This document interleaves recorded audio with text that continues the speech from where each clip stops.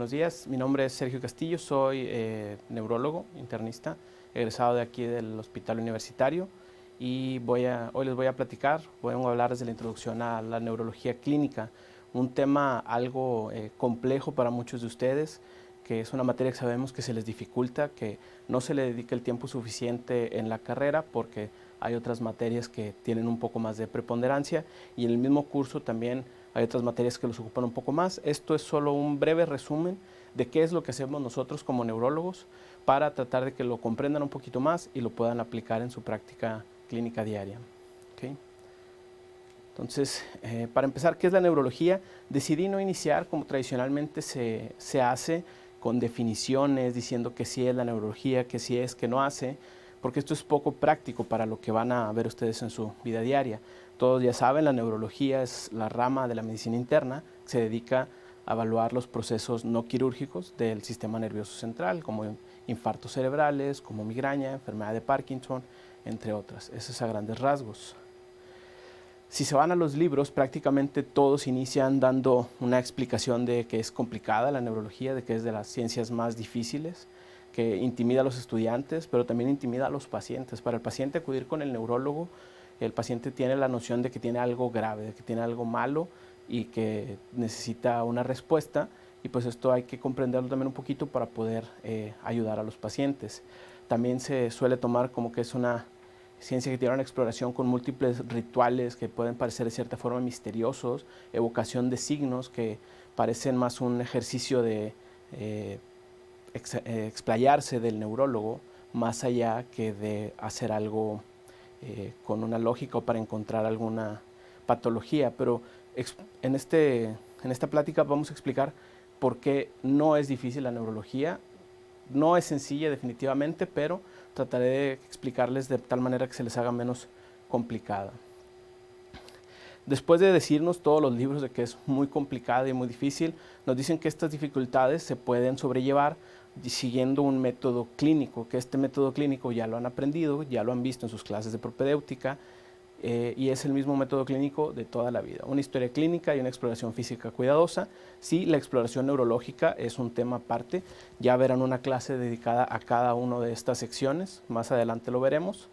Y la clave está en comprender que el neurólogo, al hacer una exploración física y al recabar la historia clínica, interpreta los datos que encuentra o los que no encuentra en términos de anatomía y fisiología, y estos a su vez en términos de patología y etiología de las enfermedades. Ahorita vamos a ver cómo hace esto el neurólogo. Todo esto el neurólogo lo hace con la finalidad de responder dos preguntas fundamentales, que esto también todos los libros de semiología neurológica lo aclaran, que es ¿dónde está la lesión? Esa es la pregunta fundamental para el neurólogo, y qué tipo de lesión es la que estamos tratando. Si tomamos como ejemplo la vía córtico-espinal o el tracto córtico-espinal lateral, y nos empezamos a preguntar de un paciente que se presenta con debilidad en cualquier lugar que ustedes gusten, vamos a tener que podemos encontrar la lesión desde el músculo esquelético, como ejemplos las miopatías inflamatorias o las enfermedades por depósito, en la unión neuromuscular, como lo es la miastenia gravis, en la motoneurona inferior, como lo son las enfermedades del asta gris anterior, la esclerosis lateral amiotrófica, la poliomielitis, en el nervio periférico, algunas variantes de Guillain-Barré que cursan con datos motores, o la neuropatía motora multifocal, o en la motoneurona superior, donde todavía nos diversificamos más y podemos tener lesión desde la corteza cerebral, la sustancia blanca subcortical, el tronco encefálico o la médula espinal. Y todas las preguntas y todas las evaluaciones que hace el neurólogo van encaminadas a definir dónde está esta lesión. El interrogatorio le da al neurólogo la pista de en cuál de estos sitios va a estar la lesión. Por ejemplo, en una miopatía inflamatoria esperaríamos debilidad proximal, de curso pues lento, insidioso, en un paciente pues relativamente puede ser joven. Si es más viejo pensamos en algo paraneoplásico, pero la debilidad proximal, le dice al neurólogo, piense en miopatía. Ahora, si el paciente, aparte de la debilidad proximal, tuviera tosis palpebral o tuviera fatigabilidad, es decir, el paciente hace una tarea, se va cansando, descansa un momento y recupera la fuerza, pensaríamos que es un trastorno de la unión neuromuscular, como la miastenia gravis, ¿sí? Si fuera de esto encontramos que el paciente tiene debilidad, pero tiene atrofia de las extremidades, tiene fasciculaciones, ahí nos orienta que la lesión está en la motoneurona inferior, ¿sí? Y si el paciente se presenta con debilidad y aparte tiene datos de hiperreflexia, signos como el signo de Babinski, signos de liberación piramidal, pues nos habla de que es la motoneurona superior la que está afectada y eso nos da pie a localizar la lesión de cierta forma. Ahora, cada una de las manifestaciones neurológicas puede localizarse de esta manera, no todas, hay que adaptarlo al paciente, ahorita más adelante veremos eso. Esto requiere un conocimiento amplio de neuroanatomía, ¿por qué? Porque la neuroanatomía nos va a decir a qué nivel exactamente está la lesión. El neurólogo puede, con precisión en ocasiones de milímetros, poder deducir dónde está la lesión en el sistema nervioso, ¿sí? Con una precisión de milímetros, y ya pide uno nada más las imágenes para corroborar el diagnóstico, como lo veremos ahorita más adelante. ¿Qué tipo de lesión es? En cuanto al tipo de lesión, ahí entramos en términos de etiología o de patología, y para esto este cuadro que nos pone el autor Blumenfeld en su libro me parece muy didáctico. Tenemos hacia la izquierda de la pantalla o a la punta de la flecha los procesos agudos que causan daño en segundos o instantáneamente, como lo son los traumatismos o los eventos vasculares, y conforme nos vamos desplazando hacia la parte posterior de la punta de flecha o a la parte derecha de la pantalla, vamos viendo cómo son procesos menos agudos en tiempo, más crónicos o más insidiosos. Y esto nos sirve para cuando tenemos un paciente con debilidad y que ya localizamos la lesión, el resto de la historia clínica, los detalles propios del paciente, nos dicen cuál es la probabilidad más fuerte de estas etiologías. Ahorita voy a poner un ejemplo de esto más adelante. ¿Qué ejemplos tenemos de estas patologías o de estas clasificaciones patológicas? En el caso de traumatismos, el hematoma subdural es el más clásico. En el caso vascular, el infarto cerebral, la epilepsia, que es un problema crónico que se presenta con agudizaciones, los problemas de circulación del líquido cefalorraquídeo como la hidrocefalia, las alteraciones tóxicas como las encefalopatías metabólicas, los procesos infecciosos o inflamatorios como la meningitis, la esclerosis múltiple, los trastornos neurodegenerativos que, si se fijan, están desplazados hasta el final de la flecha, porque son de los más lentos, ¿sí? Y así nos menciona también los psiquiátricos o los padecimientos no neurológicos. Y esto requiere un conocimiento amplio de la fisiopatología de la enfermedad y de la historia natural de las enfermedades para saber cómo van a cursar estas. Entonces, ya con esta noción o este esquema de que el neurólogo busca contestar siempre esas dos preguntas, podemos integrar los pasos del diagnóstico neurológico para hacerlo de una manera más sencilla. Vamos a tener el primer paso, es la obtención de los hallazgos clínicos por la historia y la exploración neurológica. Después de esto vamos a interpretar, como ya lo mencioné, esos signos y síntomas en términos de anatomía y fisiología, es decir, hacer un diagnóstico sindromático, como mencionábamos ahorita. Si el paciente tiene debilidad de predominio proximal, ¿sí?, vamos a pensar que tiene un síndrome miopático. Si tiene debilidad con fatigabilidad y tosis, tiene un síndrome miasténico. Si tiene una debilidad con atrofia y fasciculaciones, un síndrome de motoneurona inferior. Si tiene debilidad con signos de liberación piramidal, un síndrome de neurona motora superior.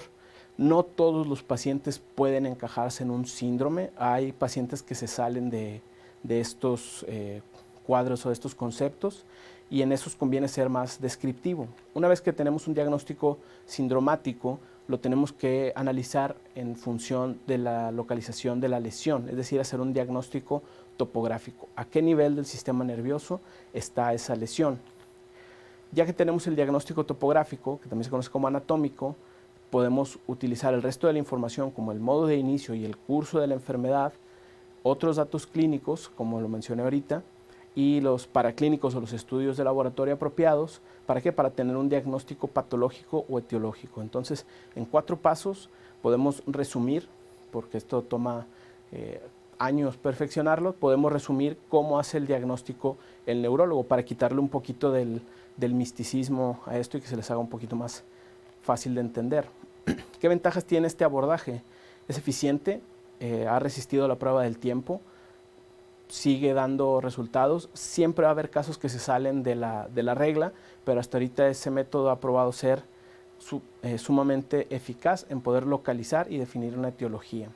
Es económico, solo requiere interrogar y explorar al paciente, no se requiere hacer exámenes especiales, eso los hacemos para corroborar la enfermedad o para evaluar el grado de disfunción del sistema nervioso y contribuye a una relación médico-paciente. No nos es raro que el paciente cuando llega a la consulta de neurología y uno lo esté explorando, sobre todo los pacientes que ya han visto múltiples médicos y que no tienen un diagnóstico, nos dicen, doctor, usted es el primero que, a veces nos dicen, el primero que me pregunta qué tengo o que se interesa en mi enfermedad, o incluso a veces nos dicen, es el primero que me explora, nadie me había revisado. Y esto, incluso pacientes que ya habían visto neurólogos. Entonces siempre interroguen bien al paciente y revísenlo.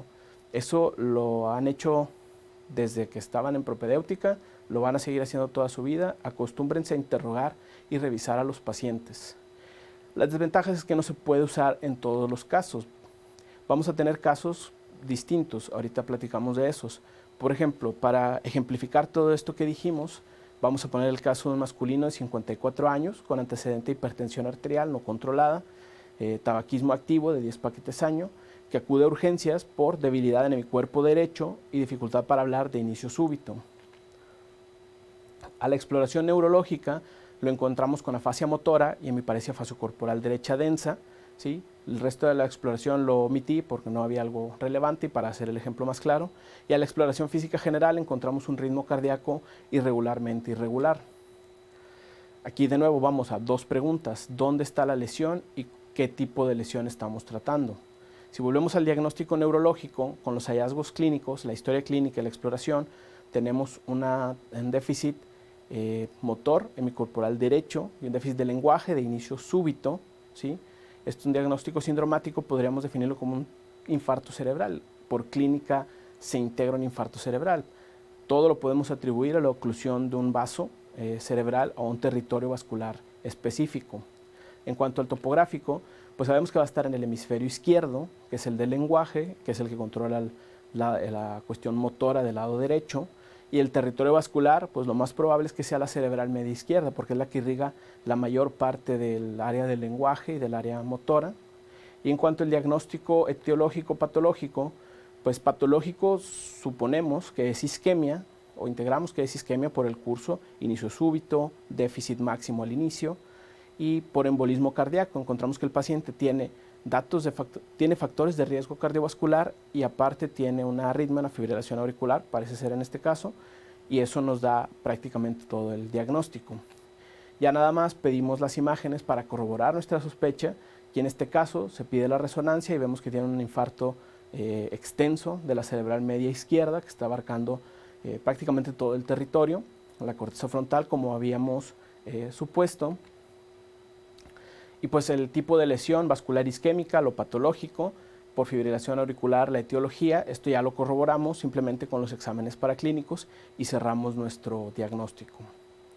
Entonces, recordando, el diagnóstico neurológico se hacen 3 pasos fundamentales. Primero, el diagnóstico sindromático, que requiere que podamos identificar bien cuál es el síndrome o el síntoma del paciente. Esto es bien importante porque no hay que tomar lo que nos dicen los pacientes así, darlo por sentado. A veces los pacientes dicen una cosa y quieren decir otra, a veces nos dicen es que siento que el brazo está dormido y en realidad es que está débil o viceversa. Siempre tratar de aclarar a qué se refiere el paciente con lo que nos está mencionando. Es el paso inicial. Si no hacemos una buena semiología, el resto del abordaje va a estar mal. Vamos a localizar mal la lesión, vamos a determinar mal la etiología y vamos a generar exámenes innecesarios y retraso diagnóstico del paciente que en casos como el infarto cerebral puede ser grave, dejar incapacidad permanente si dejamos que pase más del tiempo en el cual puede recibir trombolítico, ¿sí? Entonces es fundamental siempre hacer un buen diagnóstico sindromático. ¿Toma tiempo? Sí. No siempre se tiene el tiempo disponible, pero hay que tratar de hacerlo por los pacientes. Aunque les tengan limitado el tiempo, ustedes siempre hagan lo correcto y interroguen lo mejor posible al paciente. Toma tiempo hacerlo bien y lo único que les va a dar el conocimiento para poder hacerlo cada vez más rápido es la experiencia y ver más pacientes, el no dejar de ver pacientes. En segundo, la localización neurológica, eso es fundamental, eso es básicamente lo que hacemos todos los días los neurólogos, es lo que nos atrajo a muchos de nosotros a la neurología, el hecho de que simplemente con interrogar y explorar a un paciente uno puede saber dónde está la lesión y qué tipo de lesión es, y ya los exámenes son solamente para inflarse un poquito el ego de que uno estuvo en lo correcto, pero no siempre lo estamos, hay casos que se salen de lo habitual. Y el tipo de lesión, la patología y etiología, esto para poder darle un tratamiento adecuado al paciente. Contrario a lo que se piensa, la neurología no es una ciencia o no es una rama donde no haya nada que hacer por el paciente. En los últimos años hemos visto una explosión de tratamientos, sobre todo para enfermedades inmunológicas, para enfermedades infecciosas, ni se diga, e incluso para la enfermedad cerebrovascular. Ahorita tenemos trombolisis, tenemos también trombectomía, que no se hace en todos los centros, pero es el futuro de la enfermedad cerebrovascular. Entonces están pasando de ser patologías que antes eran intratables y se mandaban a casa a ser patologías crónicas, ¿sí? Que les va a tocar ver a muchos de ustedes porque van a ir viendo cada vez más pacientes con problemas neurológicos.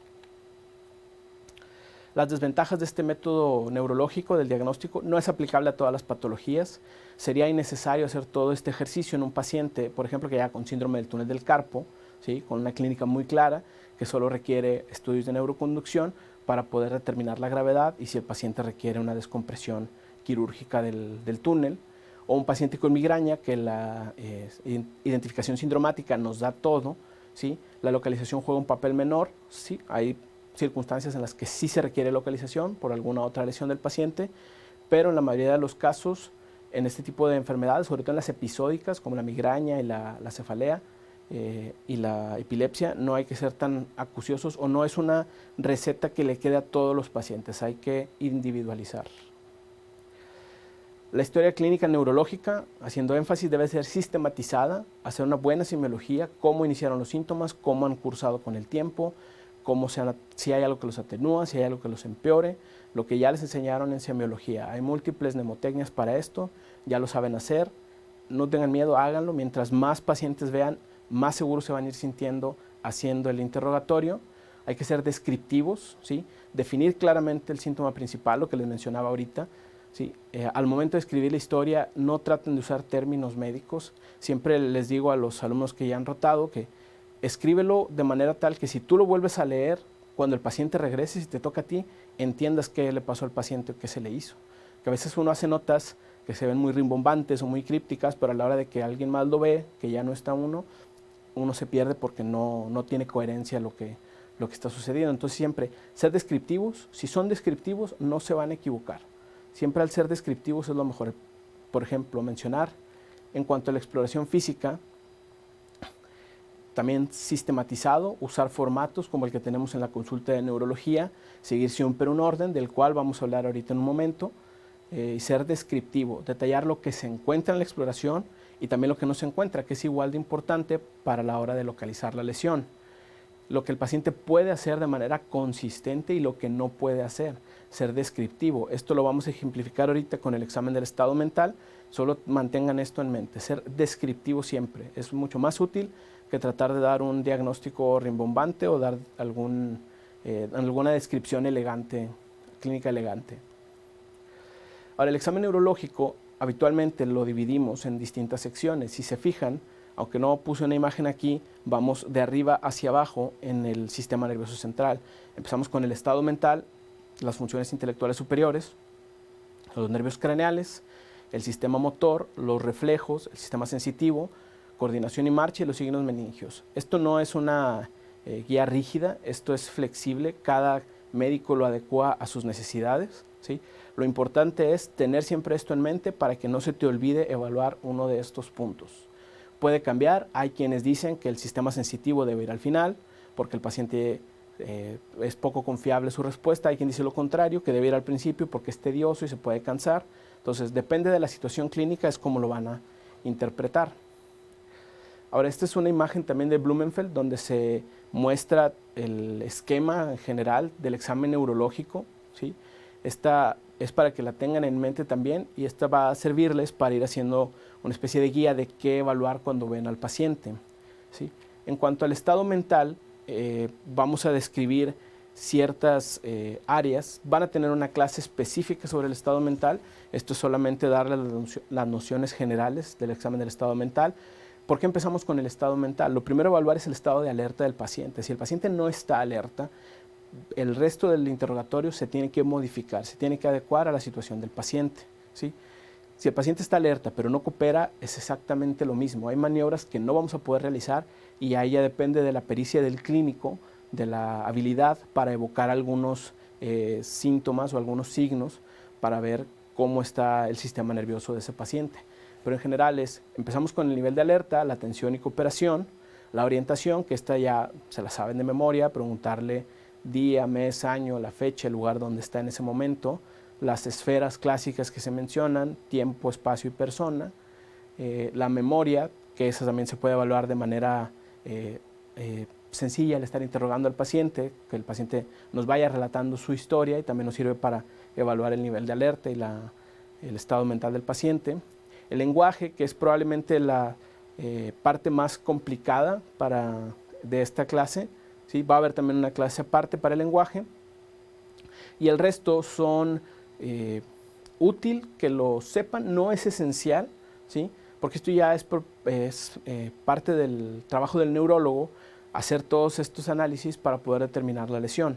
Pero para ustedes, con que sepan hacer el nivel de alerta, atención, orientación, memoria y el lenguaje, con eso es más que suficiente, no necesitan aprenderse el resto de memoria. Ahora, el estado mental, el examen inicia al interrogar al paciente e incluso antes de que, hay clínicos que lo mencionan, incluso antes de que el paciente entre al consultorio. Desde que uno ve entrar al paciente, ya lo está evaluando. Cómo es la velocidad de sus movimientos, tiene alguna alteración de la marcha, tiene alguna alteración de la facial, ¿sí? Desde que el paciente está entrando ya lo estamos viendo y ya estamos haciendo un análisis cuidadoso de qué es lo que está pasando con ese paciente. El doctor Andrew Lees de Londres nos menciona que el neurólogo es como un detective, ¿sí? Él lo asemeja al trabajo de Sherlock Holmes.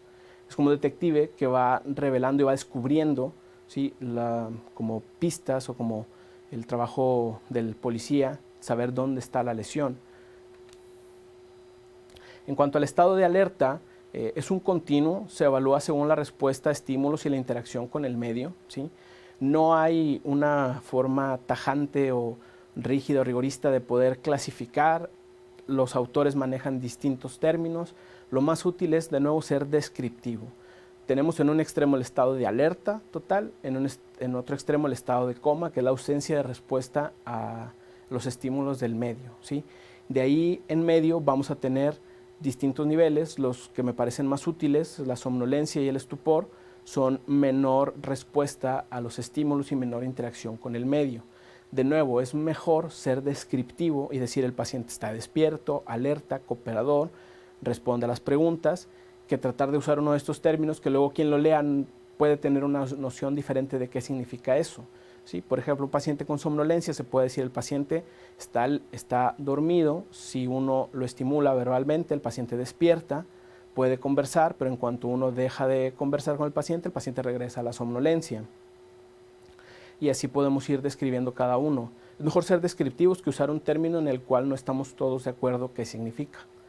Hay escalas, sí, por ejemplo la escala de coma de Glasgow es para el traumatismo craneoencefálico, se puede usar, tiene inconvenientes, tiene limitantes.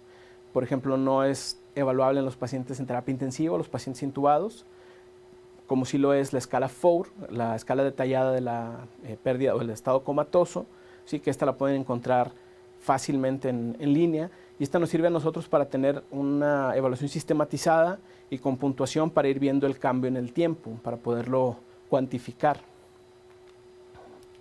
Ahora, el lenguaje es otra de las áreas también más complicadas. Vamos a tener, probablemente ya se lo sepan todos, tenemos un área motora o un área que nos ayuda a emitir el lenguaje, el área de Broca.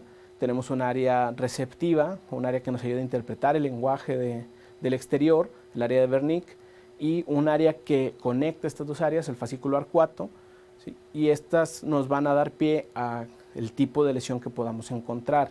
Porque es importante acordarse de esto. Siempre es útil tener una noción de en qué lugares del cerebro está la función, tratar de acordarse. Ahora, esto no es absoluto, es un concepto para que puedan ustedes procesar la información. Y de nuevo, aquí vemos la ilustración de ambas áreas y su irrigación por la arteria cerebral media que mencionábamos ahorita, la división inferior y la división superior, ¿sí? Y en la derecha vemos los territorios limítrofes, que son los que se afectan cuando hay por ejemplo, un bajo gasto cardíaco, una situación de hipotensión, ¿sí? Y lo importante del lenguaje, como lo vimos en el esquema de Blumenfeld, que todas estas imágenes son de Blumenfeld, el habla espontánea, la comprensión, repetición, lectura y la escritura, la nominación. ¿Por qué? Lo primero es evaluar el lenguaje espontáneo, qué tan fluido habla el paciente. Eso nos va a dar pie a la primera división de las alteraciones del lenguaje. Después la comprensión nos vuelve a dar pie y al final la repetición. Por ejemplo, en el paciente que denominamos como afasia motora, ¿sí?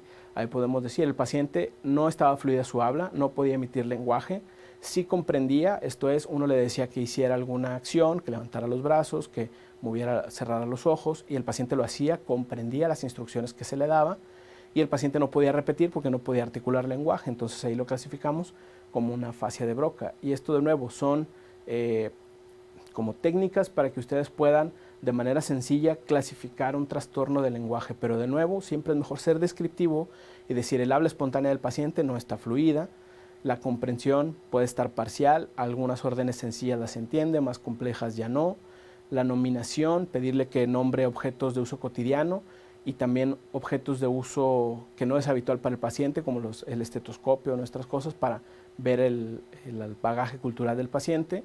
La repetición, decirle a nosotros una frase y ver si la puede repetir. La lectura y escritura a veces es complicado estando, por ejemplo, en un servicio de urgencias, entonces sí se debe tratar de evaluar, pero con que evaluemos la fluidez, la comprensión y la repetición, vamos a poder clasificar al paciente de acuerdo a cuál trastorno del lenguaje tiene.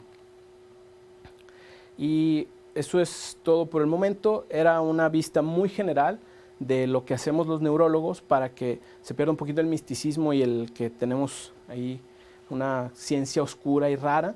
Yo les sugiero esta lectura, a los que les interese la lectura médica, la lectura no médica, es sobre las similitudes entre Sherlock Holmes y el doctor William Gowers de Londres, que es el padre de la neurología británica. Fue una de las cosas que me motivó a estudiar neurología. Es muy interesante, es difícil, sí, uno nunca va a dejar de estudiar. Los textos de neuroanatomía nos dicen que uno nunca deja de estudiar neuroanatomía, pero es muy satisfactoria, tiene muchas recompensas y es un reto intelectual. Les dejo ahí mi contacto, me pueden agregar en Twitter, en Instagram, mandarme un correo, les paso los artículos, cualquier duda que tengan. Estamos también ahí en neurología, en el segundo piso, en la consulta. Con toda confianza pueden acercar a preguntarnos. Y recuerden que el diagnóstico neurológico, ya para resumir lo que vimos, el trabajo del neurólogo es saber dónde está la lesión del paciente. Primero clasificarla, qué es esa lesión, es el síndrome de la lesión. Luego, dónde está y qué tipo de lesiones. Son las preguntas básicas que tiene que responder el neurólogo, ¿sí? Esto es diferente a lo que hace cualquier otro médico de la rama de la medicina interna. Por ejemplo, un cardiólogo, el paciente le llega con dolor en el pecho y la lesión ya está localizada en el pecho. El cardiólogo va a buscar problemas del corazón. Ahora, el cardiólogo no es tan fácil para él evaluar funcionalmente el corazón simplemente con la exploración. Nosotros podemos evaluar el sistema nervioso funcionalmente simplemente al pedirle al paciente que mueva las manos, que apriete, que haga fuerza, que hable. Es una evaluación funcional, es lo padre de la neurología, que interrogando y explorando al paciente haces una evaluación funcional del sistema nervioso de ese paciente. Entonces, mucho éxito. Cualquier duda, estamos a su disposición para resolverla y muchas gracias por su atención.